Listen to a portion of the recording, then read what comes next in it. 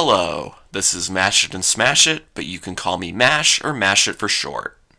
Tonight, we bring you a review of a film of utmost visual and musical significance. A film that pushed the boundaries of animation and the possibilities of what could be done with it. A film that is so groundbreaking and ahead of its time that by all definitions couldn't possibly have been made, and to this day still seems like an impossible feat. I am talking, of course, of the Walt Disney treasure, known only as Fantasia.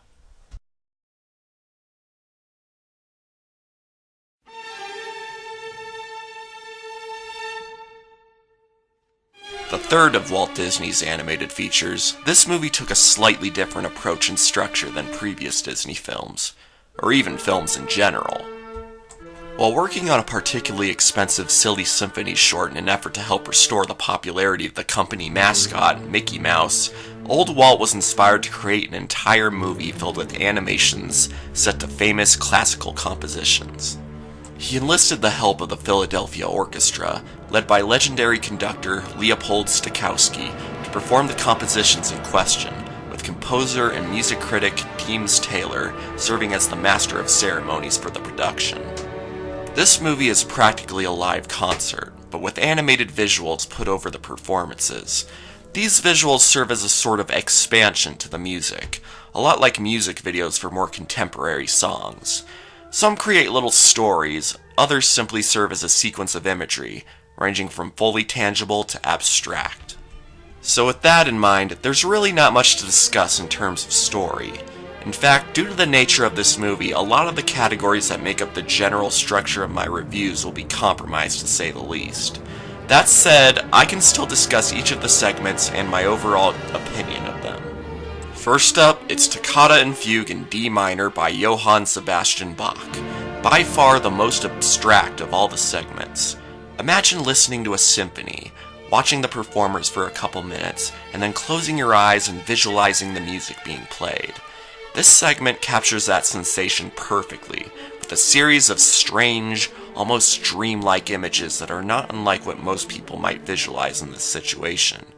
It sets the tone for the film and immerses you in this world practically made of the music being played.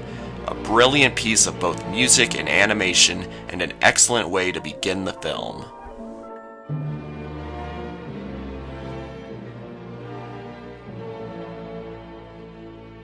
Next, it's the Nutcracker Suite by Pyotr Ilyich Tchaikovsky. Rather than give the kind of imagery that one might expect with this music, ballerinas, toy soldiers, evil rodent monarchs and whatnot, this segment displays nature, as seen through all 4 seasons, with some pixies thrown in. We see all sorts of animals as well as inanimate plants brought to life in the most subtle of ways. Well, I guess dancing flowers and mushrooms aren't exactly subtle, but even in these cases, they're not given detailed faces with simple expressions. The closest we get is the mushrooms during the Chinese dance, which of course are given slanted eyes and look like they're dressed in stereotypical Chinese garb. Oh, old cartoons, you're not perfect, but we love you anyway. That said, it's not nearly as bad as most portrayals in this era, and they're even kinda cute. Especially the little one there. Also, looks like we found Cleo's cousins. Did Walt Disney have like a fish fetish or something? Despite the odd stuff, I love this segment, especially with how it brings nature to life. You actually find yourself feeling for a bunch of inanimate leaves getting blown off a tree. If there's one thing I might nitpick, it's the lack of including the march composition from the Nutcracker. But otherwise, I enjoy their attention to detail, and for that, this is easily one of my favorite segments of the movie. And then we get to the most famous segment of the movie, the pre-mentioned Mickey Mouse short that inspired this entire project, The Sorcerer's Apprentice, composed by Paul Dukas. A simple story, told in a very humorous, energetic, and overall enchanting way. I love how much is told without any dialogue, through the expressions and reactions alone. The storytelling is arguably the best of any segment in this film, and Mickey makes one of his truly defining moments in all of the 90 years of his existence. The conical blue hat and red robe have pretty much become just as iconic as the red button shorts and big yellow shoes. Also, there's a lot of characters shown in the mostly emotionless titular sorcerer Yen Sid, which is Disney spelled backwards with a space in the middle. Even with how little we see of him, he's still a pretty well-defined character, and a very powerful yet intimidating presence. And the animation is phenomenal, especially during the dream sequence. Mickey sends the very heavens as well as the forces of nature into a frenzy, and it is an amazing spectacle. The only nitpick I have here is that the water effects aren't nearly as impressive as they were in Pinocchio, but to be fair, that's a pretty high bar. Overall, a spectacular short. As long as you keep Nicolas Cage as far away from it as possible, it is great to watch even as a standalone cartoon. Now, I saw this movie once or twice as a kid, and I remembered all the segments up to this point. But until I was much older, my memories from this point on are hazy, despite knowing about the Bald Mountain segment, which was simply because I already knew about it ahead of time. And the possible reason for that is because the next segment, The Rite of Spring by Igor Stravinsky, bored me so much as a kid that this is where I tuned out.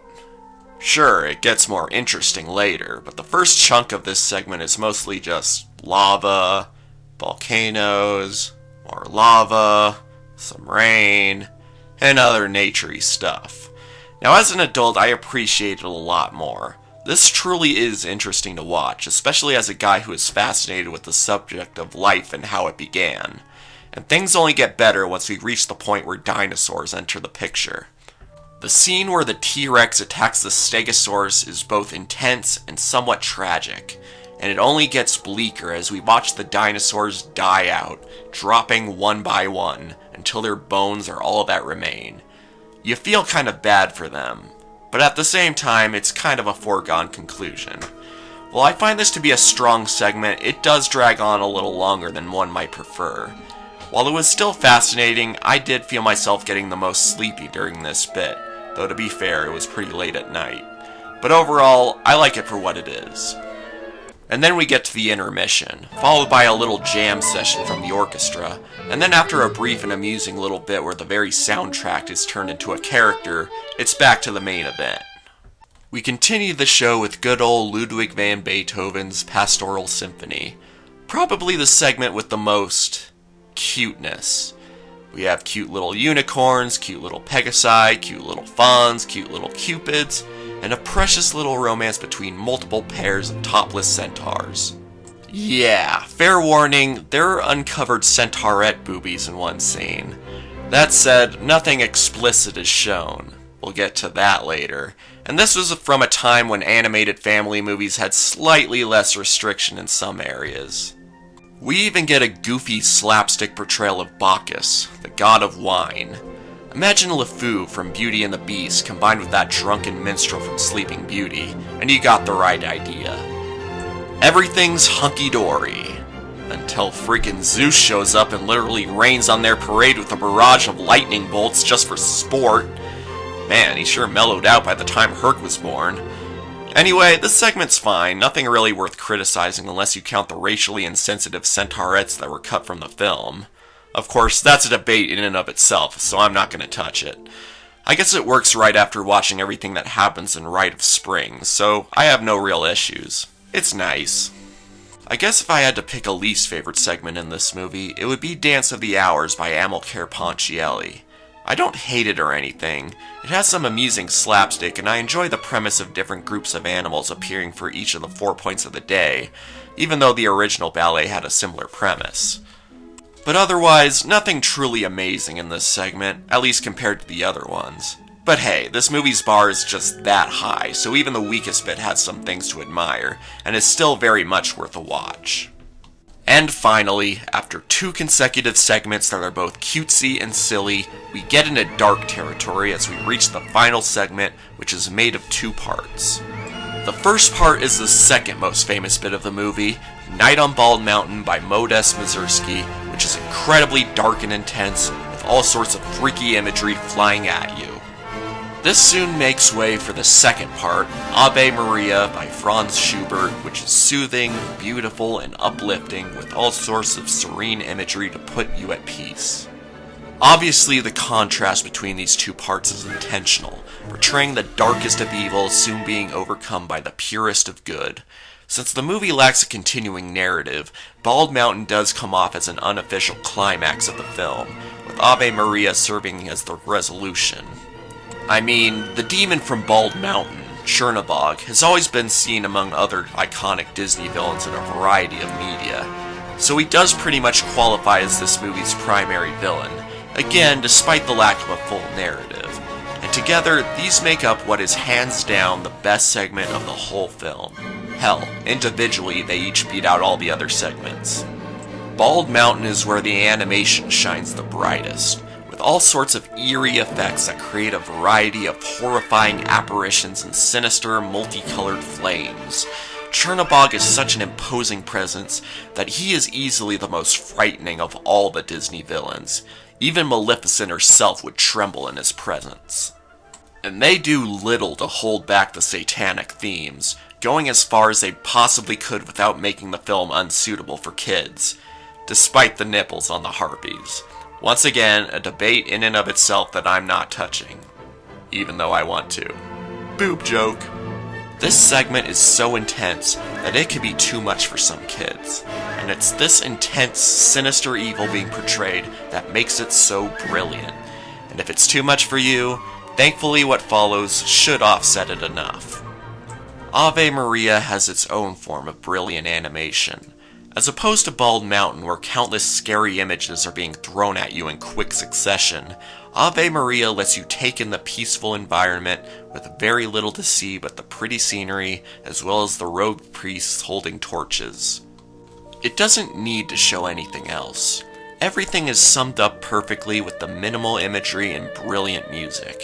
It gives you all of the positive feelings needed after Bald Mountain bombarded you with nightmares, and serves as the perfect finish to this film. And I can't really say much about any of my other categories. The animation in this movie is brilliant. The worlds it takes you to are both imaginative and whimsical. The characters, while not all that defined due to the nature of the film, still show off their personalities and desires perfectly, even without dialogue. And the music is a compilation of some of the best classical scores of all time. Everything comes together to create a movie that to this very day still serves as an example of the highest of art. Unfortunately, this movie didn't make back nearly as much money as was put into it, so it ended up being one of the biggest financial blows in the history of the company. Which is incredibly unfortunate because I can only imagine what we could have gotten and where films would be now had Disney continued creating films of this nature. And yes, soon we will get to a point in time where all of the Disney animated features were just a collection of shorts, but to compare those to this film is virtually impossible. And of course, we got the sequel many years later, but I don't need to talk about it now. Let's just say that it doesn't quite reach the level of its predecessor either. But in the long run, things have worked out for the better, because this movie is still considered one of the best animated films of all time, and for good reason. There is very little to criticize about it. Sure, one or two segments dragged on longer than one's patience may stand, but aside from that, this movie is almost perfect. Disney has made several attempts through the years at making more adult animated works, to varying levels of success. And this movie is still arguably the best of that regard. Sure, it can appeal to kids, assuming they have the patience to sit through what I didn't as a kid, but I'm sure plenty of them do. But otherwise, it is very much for the grown-ups. Consider it like a reverse of other specific animated films, which are aimed at kids, but still appeal to adults. No matter which direction Disney goes, they always find a way to appeal to the whole family. So to sum up Disney's first three movies, Snow White, great. Pinocchio, even better. And Fantasia, better still. This is more than just a movie. It is an experience of the highest level of art. And to think, it all started with a single Mickey Mouse short. So for that, Fantasia has the honor of being the first proud recipient of the Mash It and Smash It 10 out of 10. I cannot praise this movie enough. In fact, like the movie itself, my thoughts on it are beyond words. You'll just have to experience it for yourself. If you haven't yet, then what the hell are you waiting for? Watch it. Now! Or, you know, whenever you get the chance. This is Mash It and Smash It. You know what? No. This movie is so brilliant, it doesn't even need a signing off at the end, so I won't give it one. That's it. The end. Hey, end the video already, you twat!